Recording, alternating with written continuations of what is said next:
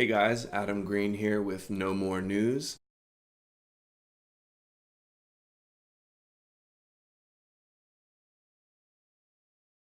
Let's get to saying one of his crazy assertions that once he takes over the government, we're going to kill all the millionaires and billionaires.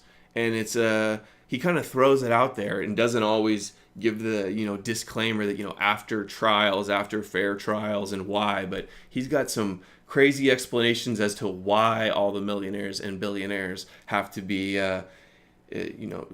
killed for treason. Now I'll leave you with two questions to consider for the future. Question 1.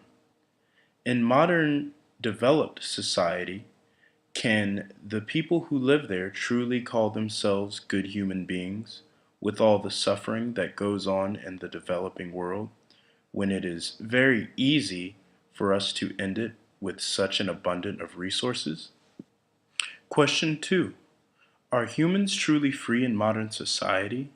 If we have to toil away 8 hours a day every day, while others live jet-setting lifestyles hardly doing any work, isn't modern society just another form of plantation, with the masses as slaves and the few who control the money as the slave masters? There are quadrillions of dollars in circulation right now. Quadrillions of dollars. That is more money than there ever was, there is now, or there ever will be. And what? People can't afford to buy food? Because they can't. They can't afford to pay their bills?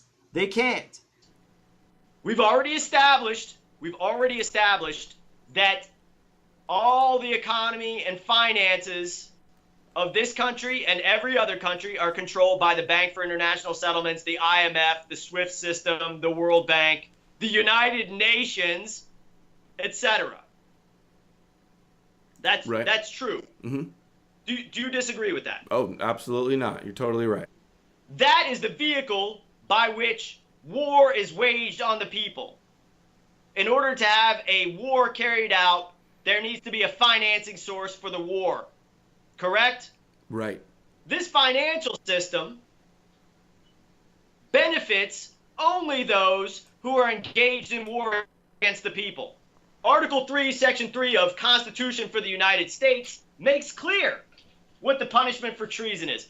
Do you know what the punishment for treason is in the United States? I suppose it's death, either firing squad, guillotine, or hanging. Okay. Right? So, very, very simply, all millionaires and billionaires are benefiting from this system, and they are paying into the system. They're financing this war against the people. And they have the right to make money or give it up. All millionaires and billionaires have to have their assets seized because everyone who's benefiting from this system is engaging in war against the people. Everyone who is benefiting from this system is engaging in war against the people. Constitution for the United States, the Declaration of Independence, the Articles of Confederation in detail talk about the militia, which is nothing more than the body of the people trained to arms, must have control of all the weapons of war. And if they don't, the only thing that we are left with is a tyranny. And the same goes with the money supply. Without control of the money supply, that's it. We're talking about logic and rationality. And another thing about millionaires and billionaires is that we're telling them this, and the moment they say, okay, well, our assets are seized lawfully, they're ill-gotten gains. Anyone who's a millionaire and billionaire is involved in theft. Do you disagree? Yes, people can have legitimate businesses and become millionaires. How, if everything is a fraud? How, if everything about the economy is a fraud, how can you legitimately be a millionaire or a billionaire? This is about what the founders of this country wrote and how they lived their lives before they founded this country, how society was. And this is not just hearkening back to a different time. This is about rationality and logic. These are scientific facts. These are scientific facts.